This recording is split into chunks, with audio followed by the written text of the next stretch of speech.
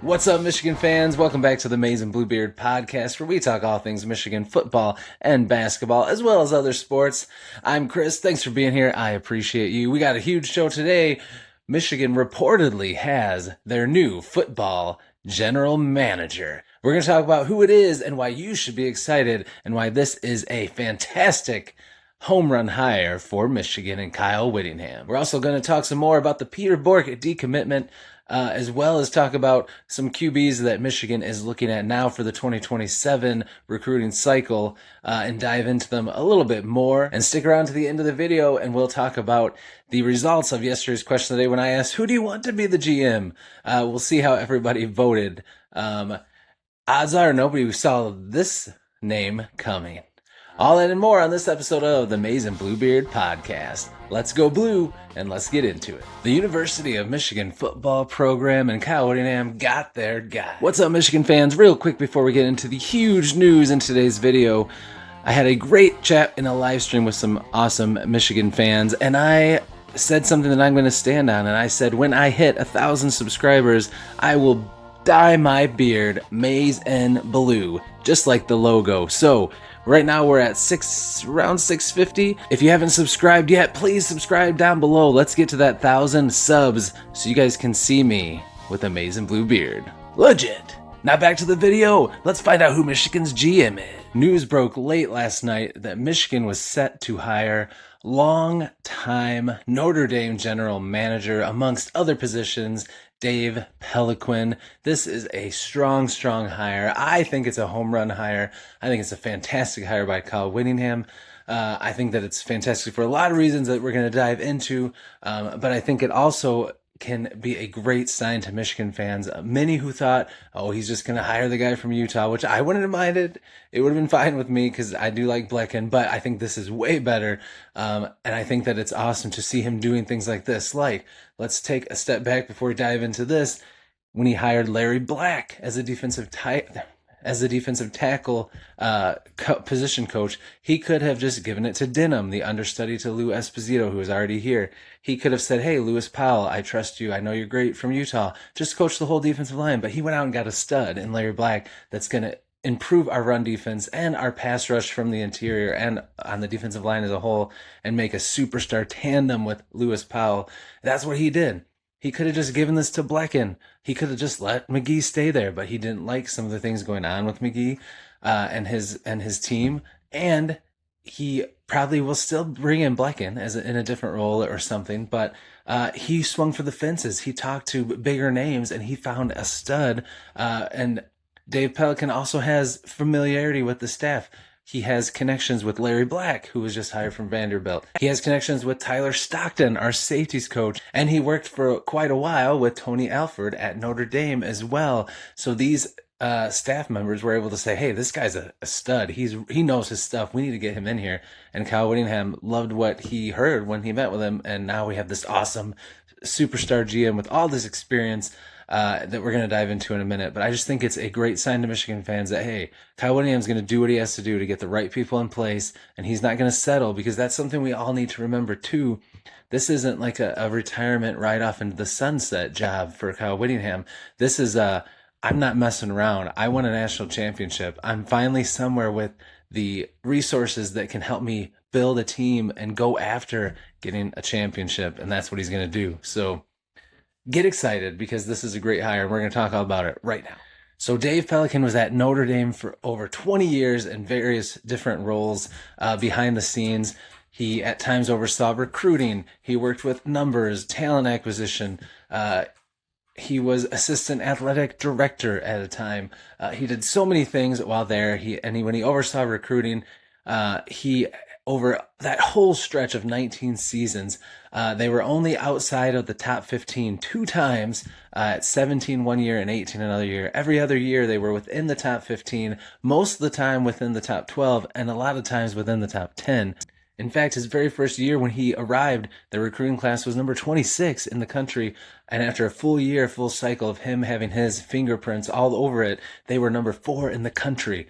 So he did a quick turnaround. I think he's going to be able to do the same thing with Michigan. And our class is already pretty decent in the top 15. But consistency over 19 seasons to be in the top 20 always, and most of the time within the top 12, dang good, dang good. So he is good at talent, seeing talent and knowing what's there, but he's going to fill out his staff. He's got to fill a few spots because he's got to fill the director of recruiting role that Sam Popper had, who went to San Diego State. He's got to fill the role of on-campus recruiting, director of on-campus recruiting that Kaylee Johnson, Will Johnson's sister, had, and director of player personnel Albert Karshna is gone, so he has to fill that role. I wouldn't be surprised if Robert Blecken fills one of those spots, or at least is some position within there. But I'm excited to see how he fills out his room, and I'm excited to see what he's going to do. He has so much experience, because even after all that, think about everything he did at Notre Dame in that time. He had a lot of experience working with recruits on the recruiting trail, overseeing recruiting, also working with different staff. He built up a lot of connections, a lot of goodwill, a great reputation. A lot of people respect him and think highly of him. But then he also did a lot with numbers and finances. And then to prove that point, what he's been doing the last couple of years is he moved on from Notre Dame to join this big, huge organization, Athletes First, who's an agency that kind of works with the NFL, works with college players, and he oversees the NIL division of all of that. So he has a lot of experience now with NIL, how it affects college, how that connects to the NFL for these players, and that's going to make players want to come to Michigan.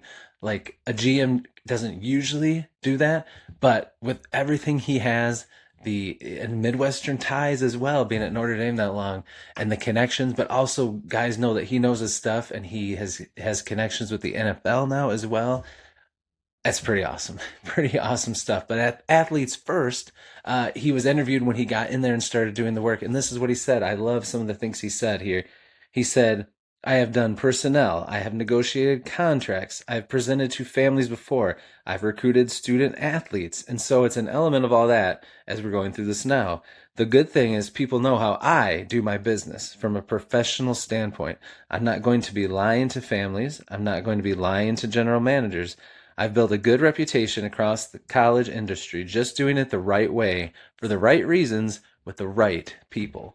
I love to hear that. He is saying, I'm going to be honest. I do things the right way, and people know that, and I have a reputation to uphold, and that's awesome. That's what you want to hear. So you've got this guy with experience in every level connected to a GM that you could think of. Midwestern roots and ties, connections. He's done everything you can think of. He also gets the recruiting side and the family side and connecting with these student athletes, and he gets the money side and the NIL, and he has so much experience with all of it, and he's good at all of it. What a home run stud hire for Michigan. I am so excited to see what he does next, what him and Kyle Whittingham are going to do together. I can't wait to see the people they bring in to fill these roles. It's going to be exciting. So keep an eye on the channel, of course, as always. I will update you anytime there's a new hire or a new position gets filled or anything like that. This is exciting stuff, guys. Get pumped. I cannot wait to see the impact that he's going to have going forward for Michigan. Huge home run hire by Kyle Whittingham. Way to go. Go Blue. This is fan-freaking-tastic. Let me know what you think in the comments below. Now we're going to dive into the Peter Bourque situation a little bit more. I'm going to talk about what he said, some of the comments that he's made since his decommitment was announced. And also we're going to dive into some QB recruits Michigan's looking at and look at their stats and numbers in high school so we can get excited about these very good recruits that are still out there. There's a lot of doom and gloom for Michigan fans yesterday. A lot thought Sean McGee was doing a good job, didn't want to see him go. A lot were worried it was just going to be handed to Robert Blecken. Hopefully with GM now, you were feeling a lot better like I am. I'm excited. And a lot of people were like, oh, Borque left because of Sean McGee leaving and Whittingham screwing everything up. And like, yes, Peter Bourque is a good quarterback. He could be great, but he's not going to be here for 2 years still. Already on the team, we have Bryce Underwood, who's got at least 2 more years of eligibility. We've got Colin Hurley, who's got up to 4 years of eligibility left, who is a stud young talent who could grow into something special. We've got 2 freshmen coming in Tommy Carr and Brady Schmiegel. Tommy Carr is athletic, put up some great numbers. He's very good. He is a 4-star quarterback. And Brady Schmiegel would probably also be a 4-star quarterback if he hadn't had some injuries. He put up some insane numbers, like you're playing Madden on rookie mode, just nuts numbers. So we've got a lot of talent already here, but Michigan is looking at some other great quarterbacks now, which we're going to talk about why in a minute for 2027. First, let's talk about what Borque said. When speaking with rivals Steve Wiltfong, Peter Bourque talked about the reasons why he decommitted from Michigan, and he said, just uncertainty, I'd say. I want to make sure I'm making the best decision. I'm going to take some visits this spring. I'm not sure where. I think it's the right thing to do to be decommitted for that.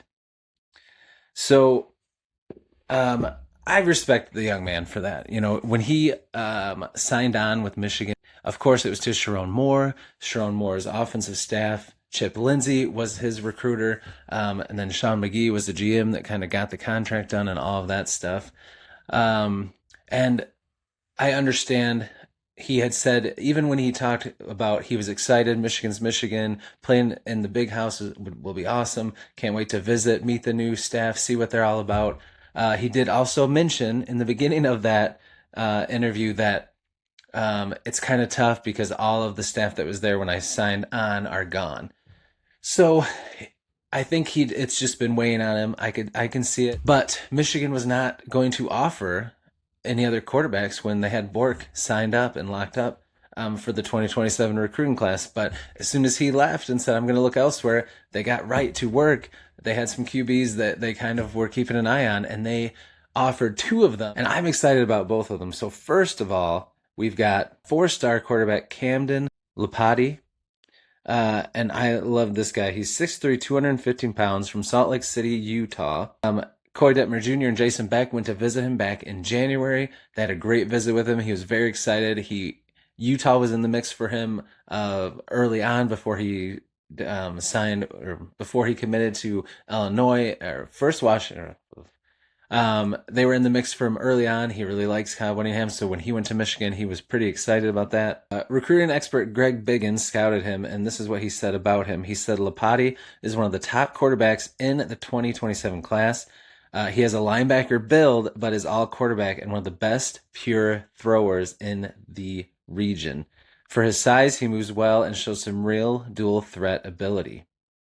Threw for over 3,000 yards and 30 touchdowns as a sophomore with only 4 interceptions. He does a great job of protecting the football while still taking deep shots in the passing game. Moves well in the pocket. He can show his quickness and get outside and elude the rush, and throws very well on the run.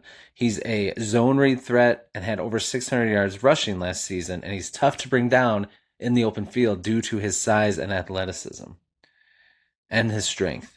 His arm talent is what jumps out. He can throw deeper outs and posts on a rope, and the ball just jumps out of his hands. And I love this. He goes by the nickname the Cowboy. He's number 3 in the state of Utah, number 12 at the quarterback position, 149 overall, according to 247. And as a junior, he threw for 2,671 yards, 34 touchdowns, and 8 interceptions. Completing 114 of 176 passes. He ran 90 times for 730 yards and 10 touchdowns. Pretty exciting stuff. So I'm really excited about Lipati. I really hope Michigan can get him because I think he'd be great, especially in this offense. They really like when someone has a dual threat, but people hear that and they think, oh, it's just a running quarterback, and you think of the ones who are not accurate. But a guy that can throw for over 3,000 yards his sophomore and junior year and have the interceptions be down, but also be able to take off and run and has a big arm, he could be huge. So I'm really excited about him.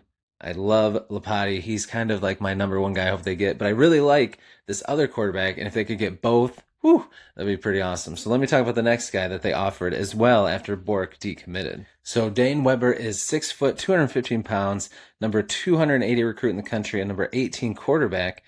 He completed 71% of his passes as a junior, for 3,645 yards and 41 touchdowns. Both were school records. He also ran for 688 yards and 14 touchdowns. He is one that's on the rise. USC has been interested in him, as well as Kansas and some other schools. So Michigan's going to have some people fighting against him. But as a sophomore, he won a state championship, so he is a leader. He's a really good quarterback. I'm really excited about him as well. He's got some swag. I love both of these recruits, but some other names to keep an eye on too. One that I think is interesting is Thaddeus Thatcher. That's a fun name to say. That's a tongue twister. But Thaddeus Thatcher is from Las Vegas. Originally, he was committed to Utah, but when Kyle Whittingham and Jason Beck left, he decommitted from Utah. So he's a 3-star quarterback, the number 48 QB per the composite. That he has a lot of interest in Michigan since decommitting from Utah. So he could be another fun one. Let's see. Let's take a look at some of his stats. He wants to get a visit in very soon with Michigan. Last season, he threw for 2,625 yards, 29 touchdowns, and only 5 interceptions. He completed 168 passes out of 240. As a sophomore, he passed for 3,271 yards, and he also had 34 touchdowns to 10 interceptions. Rushing-wise, he didn't run as much his sophomore year. He passed a lot more, but this junior year, he ran for 605 yards and 7 touchdowns. So he's also a dual threat. So he's one to keep an eye on too. Whittingham usually likes to get 2. So it'd be cool if they got 3.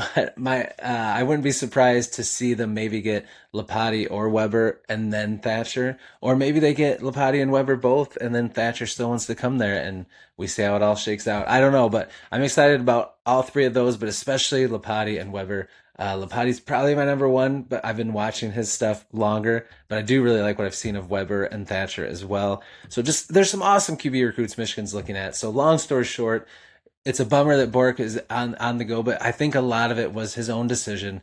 Once the change was made, he got the itch to see what else was out there. It is a little odd, I think, that if he was willing to come here to Sharon Moore's terrible offense, you would think that he'd be more excited about Jason Beck, Corey Detmer Jr., and Kyle Whittingham's offense, but we will see what happens with that. So I wish him well. You never know. You never know. He could change his mind and decide he could talk to them and decide to come back. But since they're offering other guys, I would assume it's a mutual parting of ways now. Now that he's decided to look elsewhere. But I'm excited about those recruits. Let me know what you think about them as well.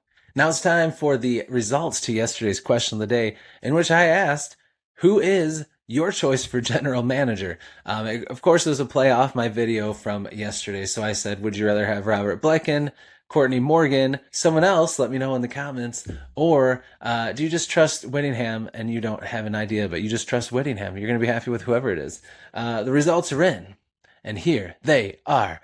As you can see here, the runaway winner was Courtney Morgan, but it's not going to be Courtney Morgan. But I think that shows that Michigan fans, at least the ones that voted on the poll, didn't just want the safe Utah hire. They wanted a big swing, a bigger name, and I think that's what we're getting. Now, Courtney Morgan would have been awesome, former Michigan player, but he did leave and go to Washington with Kalen DeBoer and then went with him to Alabama. He has a great relationship with DeBoer. I don't see him going anywhere from Alabama unless he's forced out if DeBoer has another bad season or something. But Michigan had to look elsewhere. Instead of playing it safe, Whittingham went big, and they got somebody that I think is going to be fantastic in Dave Peloquin. I'm really excited to see what happens with all of that. But I would have been happy with Blecken or Morgan, but I'm very, very happy with Peloquin. I think that's an awesome move. I remember hearing about him when he was with Notre Dame and being impressed with some of their recruiting classes and things like that. But once I saw that he was with this Athletes First, I thought that was kind of like was moved on from the college kind of front office type gig. So it's awesome that he wants to come back. Just a lot of experience. A lot of praise from a lot of people across the board, staff, front office, administrative people, players, coaches, families. So I'm excited what Michigan has, and I think he's going to help build a great staff there for Michigan, and sky's the limit. Awesome hire. I'm so excited. Let me know how you feel in the comments down below. And remember, I ask a question of the day every day. So if you haven't voted on today's question of the day, head on over to my community tab and vote right now. That's going to do it for this episode of the Maize and Bluebeard podcast. Thanks for hanging out with me. It means the world to me. I appreciate you so much when you take the time out of your day to come and hang out with me and talk Michigan sports. If this is your first time here and you had fun, please consider subscribing. It'll help the channel grow. Also, give me a like and please leave a comment. I respond to everyone and I can't wait to talk to you down there. But that's going to do it. That's all I got. So have a fantastic rest of your day. I will see you in the next video, and until I do, as always, go blue.